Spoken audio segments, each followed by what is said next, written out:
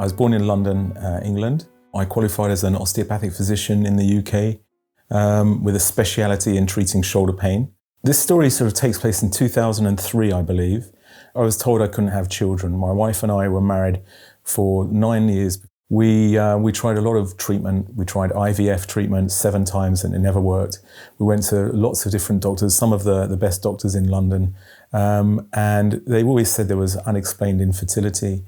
My wife and I were in a pretty dark place at that point.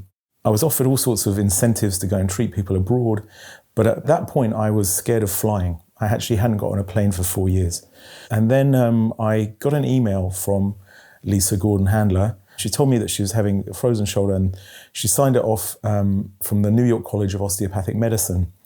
And I thought perhaps this is a sign. I thought maybe I'm going to go and speak to them about research and maybe take some time out from the UK. So I decided to fly to the States and I arrived and I met Lisa. I had this fleeting kind of recognition that she was Jewish, but I didn't think any more of it. She took me to the college and I did a demonstration of my technique that I've invented and I treated her and I showed another osteopath what I was doing. And then I met the Dean of Research with a view to perhaps going to the States and doing a PhD or doing some research on my technique.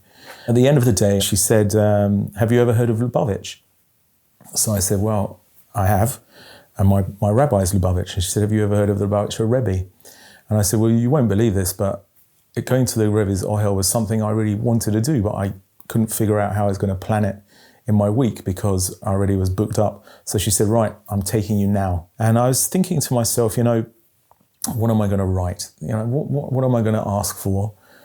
God knows I want children. So I'm not sure that if I asked for children, it just felt a bit trite. It just felt a bit rehearsed and something that... So I remember very deeply feeling that I wanted to ask whatever my mission is in life, may I accomplish it, to the fullest of my ability. And that was my prayer. And I wrote it, and then I went to the Rebbe's Ohel, and I tore up the thing, and I sent it to Hillim. And I did feel something. So this would have been around about 8:30 in the evening, in America time, which is around about 3 a.m., something like that in the UK. Anyway, I spoke to my wife the next day. She said at 3:15 she woke up in the most terrible searing pain. She said it was like someone had taken a knife and put it through her wounds and was twisting it like this for about 15 minutes. And she said she didn't know what to do because she'd locked all the doors. She didn't know how she was going to let anyone into the house, the ambulance, and she felt sick. And then she just passed like that. We didn't think anything of it.